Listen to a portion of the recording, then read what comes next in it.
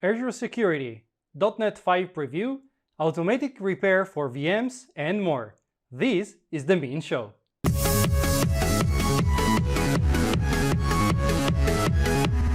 Hello everyone, and welcome along to a new episode of the M&AN Show.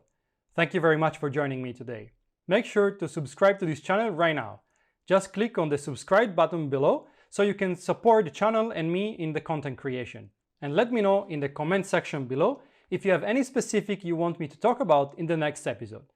Right, let's jump to the first news. Automatic instance repairs for Virtual Machine Scaleset now available. Virtual Machine Scaleset now provides the capability to automatically repair unhealthy instances based on application health status.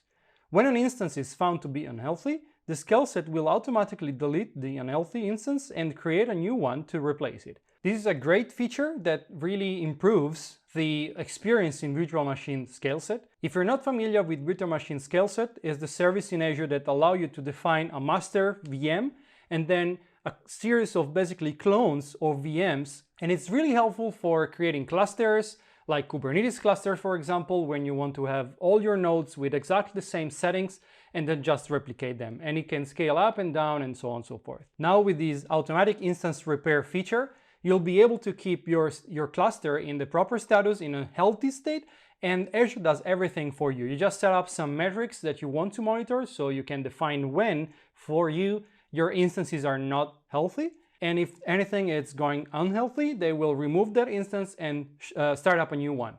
Let's move to the next one, which is about the security in Azure and is the title news of today's episode. Azure Security Center Enhancement. Azure Security Center continues to extend its threat protection capabilities to counter sophisticated threats on cloud platform. There is a bunch of new features and improvement in this area. I'm not going to cover all of them, and you can find the link to the news as always in the video description, so you can go and check the whole article. The first feature I want to talk about is something I've already covered in one of the previous episodes of the M&AN Show.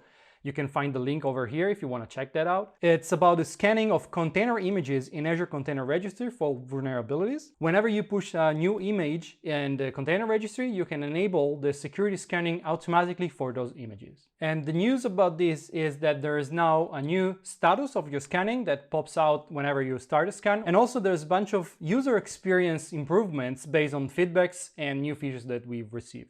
Another very interesting one is about Kubernetes security. It's the new threat protection for Azure Kubernetes Service in Security Center that now is generally available. And there's a bunch of new features in there and a lot of new capabilities, but I want to point out 3 of those. The first one is that the service continuously discover managed AKS instances within the Security Center register subscriptions. So when you enable that, you don't need to do anything else, and the Security Center will just continuously discover a new AKS cluster you may have in your subscription and take that into monitoring. The second one is that now there are actionable items that are generated through the Secure Score recommendations. And the third one is a new threat protection that now works on host and cluster-based analytics. And there's also new alerts, and also the existing alerts have been fine-tuned to reduce the false positives. So a great feature in there as well. And last but not least, about security in Azure and Security Center Enhancement, I want to talk about the Cloud Security Posture Management Enhancement. Security Center now can give you a bird's-eye security posture view across your Azure environment,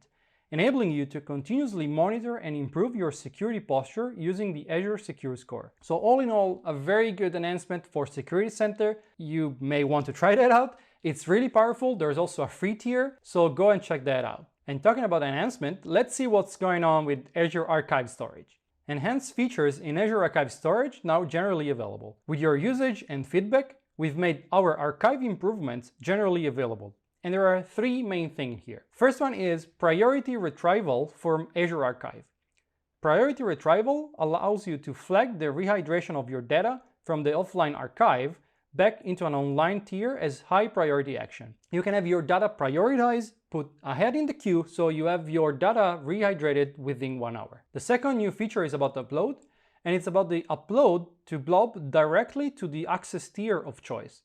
This capability makes it simple for customers to upload objects directly to Azure Archive in a single transaction. This, I think, is quite self-explanatory, but the good thing here is that then you can always change the tier. Let's say you now upload directly to Archive, and you will be able to change it to cold and hot if you need to. Third one instead is about copy. The Copy Blob API is now able to support the archive access tier, allowing you to copy data into and out of the archive access tier directly within the same storage account. Before you had to pass through other tiers before going to archive. Now you can go in and out of archive directly. As a side note, remember that all these new features are supported in the last SDKs. We have SDKs for .NET, Node.js, Java, and so on and so forth. So if you want to try those features out, remember to upgrade to the latest SDKs possible. Let's talk dev now, and specifically about .NET Core 3.1 in-app service. .NET Core 3.1 LTS is now generally available on Azure App Service for Linux and Windows applications. If you're running .NET Core 3.0 applications, which had its end-of-life date on March 3, 2020, update to .NET Core 3.1 and create application in the App Service portal now. This may not be new news for some of you, because .NET Core 3.1 was already available in some of the app service around the globe, but now it's being rolled out to every single app service in the world, in every region, in every subscription. You can start using .NET Core 3.1 confidently that your app service will support it. And if you're using .NET Core 3.0, remember that it went end of life in March, so it's time to upgrade. And still talking about .NET, there is a new version of the .NET 5 preview. If you're not aware of that yet, .NET 5 is the new version of .NET which will unify the .NET framework and the .NET Core. .NET Core now we are at the version 3, and there will not be a version 4. We will go directly to .NET 5. And same thing for the full .NET framework that now is in the 4.8 version. So there will not be anymore the .NET full framework and .NET Core, just .NET. Today we are releasing .NET 5.0 Preview 3.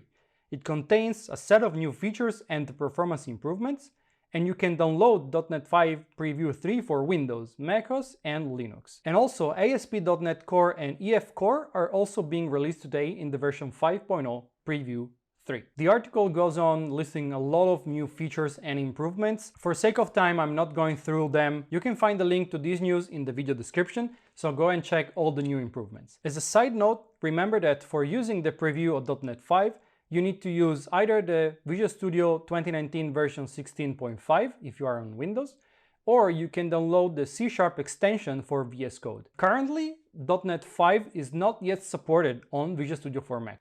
And that's all for today. I hope you enjoyed this episode, and if you did, please like and subscribe. And as I said before, let me know in the comment section below if you have anything specific you want me to talk about in one of the next episodes. Thank you very much for joining me today, and see you soon at CoderDave.